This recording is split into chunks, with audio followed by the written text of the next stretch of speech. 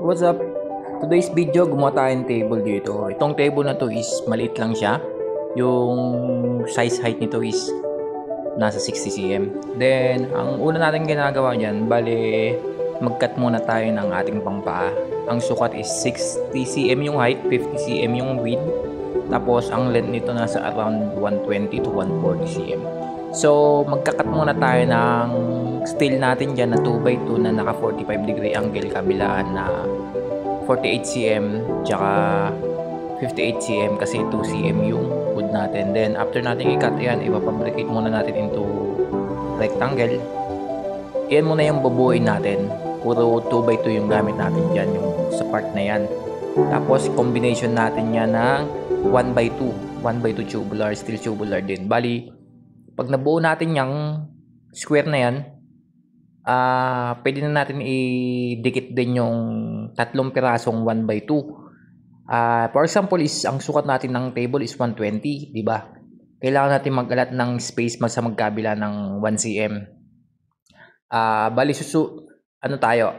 Bali, magpuputol tayo, magkakating tayo ng 108 cm. Kasi yung tubular is 5 cm, 5 cm para into maging 118 siya. Ayan. Kung mapapansin nyo, kinabit na natin yung dalawang taas, tapos in-adjust lang natin yung sa bandang likod kasi yung part na yun, naka-usli siya. Bali, naka-usli siya para nakaabang siya sa mga pag nag-clip tayo ng monitor. Ayan, nag-clip tayo ng mic dun sa part na yun. Madali lang siyang i-clip. Kasi kapag nilagay natin itong part na yun sa may bandang likod, masyado nang makapal. Oo. Masyado nang makapal yung tsaka yung tibay nung clip na monitoring clip natin, hindi ganun katibay dun sa wood na yun. Kaya ang suggest ko na laging ginagawa namin, nag-a-adjust kami pababa. Then, iyan yung brace na kinabit natin. Kung mapapansin nyo, 2x1 din yung gamit natin dyan. Same lang. Bumaba lang yung height nito kasi customize siya. Bali, customize kasi siya. And ayan, almost 30 minutes lang yung welding natin na yan. Kaya sobrang bilis lang. Kaya kung nagka-plan kayo mag-DIY, panoorin nyo lang to at sobrang easy at sobrang dali. Tutuusin. Ayun lang. And pa-subscribe naman mga tol. Salamat.